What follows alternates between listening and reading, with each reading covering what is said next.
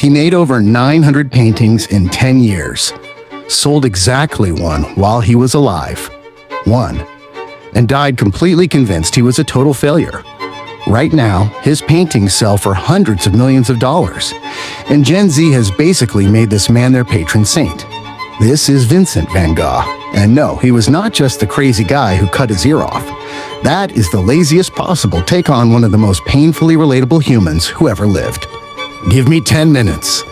I'll show you why this dead Dutch painter understands Gen Z better than most people alive today.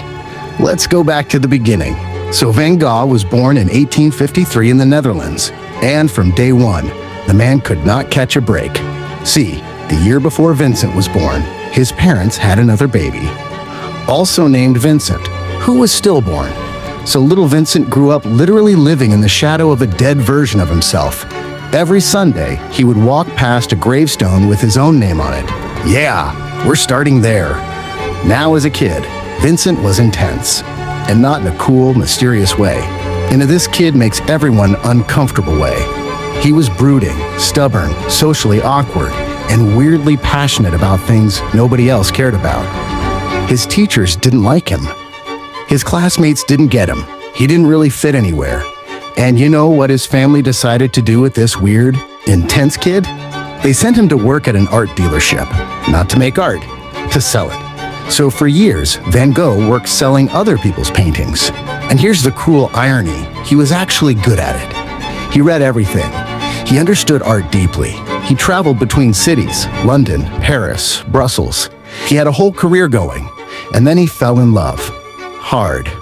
Her name was Eugenia, his landlord's daughter in London. He confessed his feelings. She rejected him completely, said she was already engaged to someone else, and something in Van Gogh just broke. He stopped washing his clothes. He stopped eating properly. He got fired. He became obsessed with religion, like genuinely concerning levels of obsession. He gave away all his money and possessions to poor coal miners in Belgium to the point where the church literally fired him for being too poor and too devoted.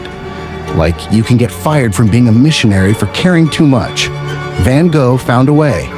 At 27 years old, he had failed at selling art, failed at love, failed at religion, and was living in his parents' house. Broke. Directionless. A complete disappointment. And that is exactly when he picked up a paintbrush for the first time. His younger brother Theo, the one truly good thing in Van Gogh's entire life, sent him money every single month so he could paint.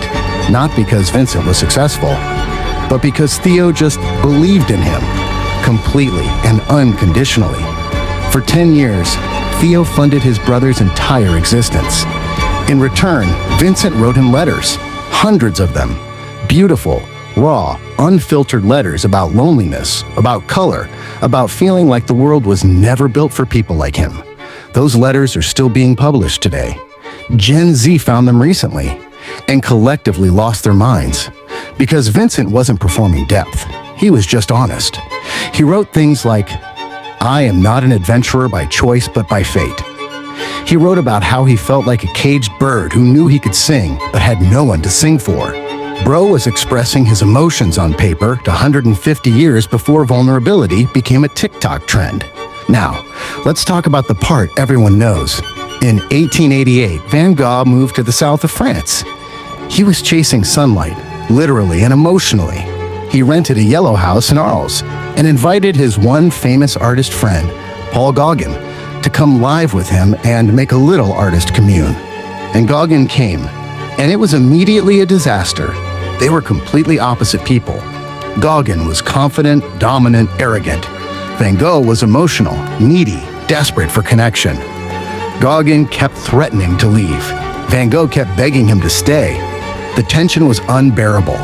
One night in December 1888, after a massive fight, Gogh announced he was leaving for good, and Van Gogh, in a complete psychological breakdown, cut off the lower part of his own ear, wrapped it up, and gave it to a woman at a nearby cabaret. And then he went home and went to sleep. He woke up the next morning and genuinely did not remember doing it. Now, here's the part that most people get wrong. The ear incident is usually told as a punchline, the crazy artist thing. But what it actually was a man so terrified of abandonment, so desperate to hold on to the one real connection he had that his brain completely short-circuited. If that doesn't sound like attachment issues in 2025, I don't know what does. After that, Van Gogh committed himself to a psychiatric asylum. And here is the wildest part. In that asylum, in between episodes, he painted constantly, obsessively. Starry Night, painted in the asylum. Irises, asylum. Some of the most iconic images in human history were made by a man who was voluntarily locked up because he didn't trust his own mind. He made 150 paintings in 12 months, while mentally ill, while barely eating, while having episodes where he tried to swallow his own paint. In 1890, he was released, moved to a quiet village called Overs, and 2 months later, he died of a gunshot wound to the chest at 37 years old.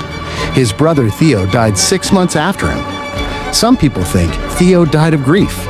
Van Gogh sold one painting in his entire life, one, titled The Red Vineyard, for about 400 francs, which is roughly $2,000 today. His painting Starry Night is now worth over $100 million. His estate is worth billions. He never knew any of that. Now, why is Gen Z so obsessed with him? Let me break it down. Creating with no audience. Van Gogh painted nearly 1,000 works that nobody wanted. He didn't go viral. He had no followers. He didn't even have a market. He just made things because he could not make them. And right now, in a world where everything is measured in likes and reach and monetization, there is something deeply radical about a person who created purely for the sake of creating.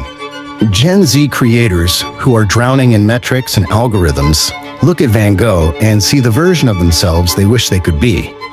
Struggling visibly and surviving anyway, Van Gogh didn't hide his breakdowns. His letters are basically a raw, unfiltered mental health journal. And Gen Z, which is the first generation to actually talk about mental illness openly and without shame, sees a historical mirror. He wasn't tragic because he was weak. He was tragic because the world had no infrastructure for people like him. Sound familiar? Being misunderstood by everyone who was supposed to get you. His father thought he was a failure.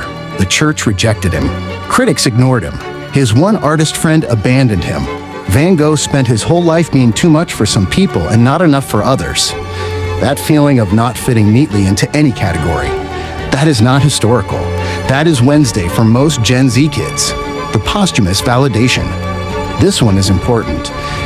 Van Gogh is the ultimate proof that the world's opinion of you right now means nothing. The same critics who ignored him are now cited as having missed the greatest painter of the century. The same society that locked him up now puts his paintings in the most prestigious museums on Earth. For a generation that constantly feels unseen, undervalued, and told their passion is impractical, Van Gogh's story is basically a promise. Not a guarantee, but a promise. His last words, reportedly, were, "The sadness will last forever." And yet somehow, the joy in his paintings outlasted everything. That's Van Gogh, the man who painted the stars to cope with the darkness. And 135 years later, people are still looking up. If you've never read his letters to Theo, start there. Don't start with the paintings. Start with his words. You'll feel like someone reached through time and understood you completely.